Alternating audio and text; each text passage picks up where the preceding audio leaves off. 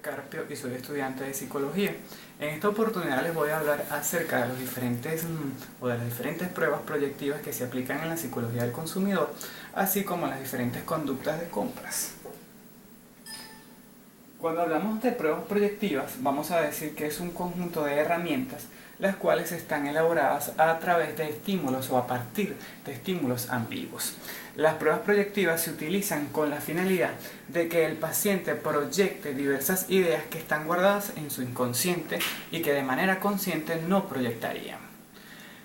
Vale la pena destacar que las diferentes pruebas proyectivas utilizadas actualmente por la psicología del consumidor parten de los ideales de Freud. Pero cuando hablamos de proyectar, decimos que la proyección es un proceso mediante el cual el individuo suele atribuir diferentes ideales de su propia personalidad hacia otras personas, de manera inconsciente, y que de manera racional no lo harían. Por eso es que diferentes psicólogos señalan que la proyección es una forma de comunicación inconsciente en la cual el individuo no se está dando cuenta de que está ocurriendo.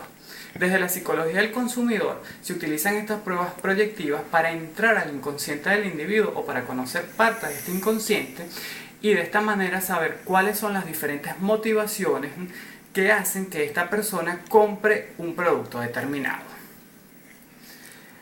Vale la pena destacar que desde la psicología del consumidor estas técnicas proyectivas son aplicadas mediante diferentes terapias psicológicas.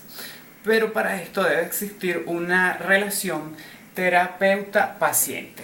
Cuando hablamos de la relación terapeuta-paciente, vamos a decir que es aquella que existe entre un psicólogo y un paciente y que tiene como objetivo fundamental en primera instancia realizar un diagnóstico. Y posteriormente a este diagnóstico vamos a realizar lo que es un tratamiento en base a las diferentes pruebas y herramientas psicológicas que existen para abordar una problemática que pueda afectar a un individuo en sus diferentes aspectos. Además de la relación terapeuta-paciente, también debemos de señalar o conocer cuáles son esas herramientas que se utilizan dentro de un proceso de abordaje psicológico. Dentro de estas herramientas vamos a encontrar lo que son las técnicas proyectivas.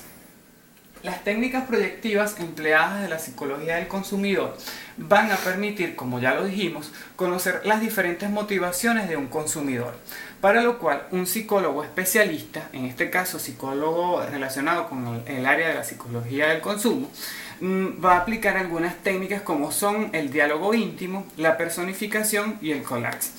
Cuando hablamos de diálogo íntimo, hacemos referencia a que el paciente va a estar en un diálogo imaginario con un determinado producto.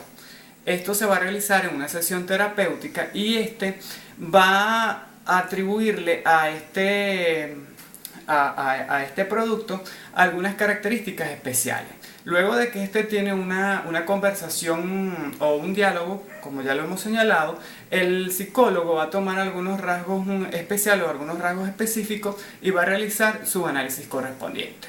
Además del diálogo íntimo, también otra técnica proyectiva muy utilizada es la técnica de la personificación. Es decir, el paciente va a tomar un producto y le va a atribuir a algunos rasgos de personalidad, por ejemplo, edad, sexo, y va a describirlo como que si este producto fuese una persona y mediante este proceso el psicólogo va a ir determinando qué sensaciones produce en el individuo. Recordando que de esta manera se puede estudiar las manifestaciones inconscientes.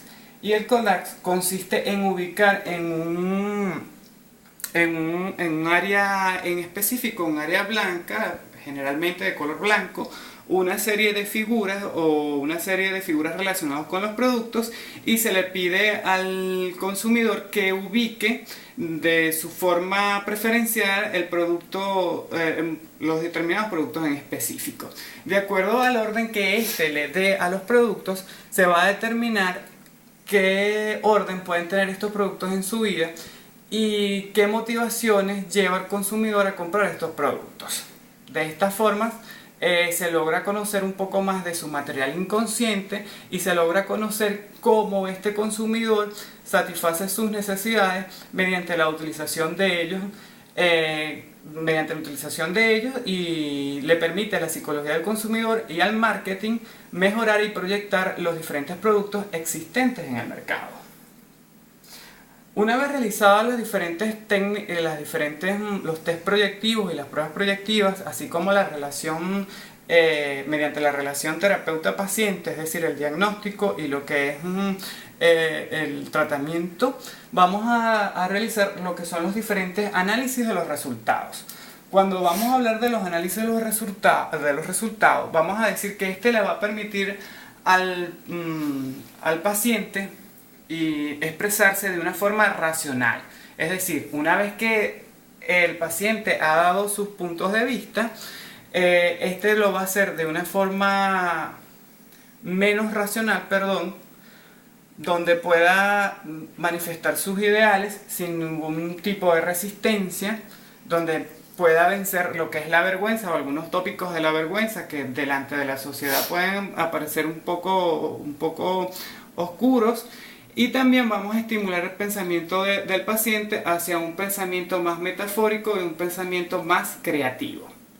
Actualmente vale la pena mencionar que existen diferentes teorías que apoyan el consumo o por qué los diferentes consumidores compran determinados productos. Entre estas diferentes teorías vamos a encontrar lo que es la teoría económica, la teoría del aprendizaje y la teoría sociológica. Cuando hablamos de la teoría económica, decimos que el paciente en sí, o en este caso el consumidor, compra un producto más que todo haciendo comparaciones de precios. Cuando hablamos de la teoría del aprendizaje, decimos que el paciente compra un producto en base a los señalamientos que se realiza del producto en las piezas publicitarias. Por ejemplo, los diferentes jabones que hablan sobre el proceso sobre lo que es el proceso de barra antibacterial. Y en específico, cuando hablamos de las teorías sociológicas, vamos a decir que son aquellas donde se sostiene que el paciente compra los productos en base al mensaje también que brindan las piezas publicitarias, y en este caso sería en base a la unión del paciente o del consumidor, con otros elementos de su entorno. Es decir, por ejemplo, las diferentes propagandas de McDonald's, por así decirlo, donde se promueve el consumo a nivel familiar y a nivel del núcleo de amigos. Una vez conocidas las diferentes técnicas proyectivas que son utilizadas por la psicología del consumidor, también es necesario conocer lo que es la conducta del consumidor. Cuando hablamos de la conducta del consumidor, vamos a decir que es aquella que depende de las diferentes motivaciones que hacen que un individuo compre un determinado producto. Desde la psicología del consumidor se realiza un abordaje sistemático para saber cuáles son, desde el punto de vista afectivo, desde el punto de vista cognitivo, qué hace que un determinado grupo de personas en específico consuman un producto y otros productos no. El abordaje sistemático de la psicología se aplica para resolver diferentes inconvenientes o diferentes problemas que puede presentar una persona que lo afectan tanto a nivel individual como a nivel de contexto, a nivel de socialización. El abordaje sistemático desde la psicología del consumidor nos va a permitir conocer o atacar diferentes problemas que van a perjudicar al individuo. Por ejemplo, si tenemos a un individuo que presenta características de un comprador impulsivo, vamos a tomar al individuo no solamente como una persona, sino también parte de su familia, y vamos a crear un ambiente o vamos a realizar una serie de terapias para que éste pueda vencer estos problemas que le están haciendo daño en su vida, tanto en el aspecto de socialización como en el aspecto afecto emocional. ¿Por qué? Porque un comprador impulsivo no solamente va a crear gastos excesivos, sino también que eso le va a traer problemas o va a ocasionar inconvenientes dentro de su núcleo familiar.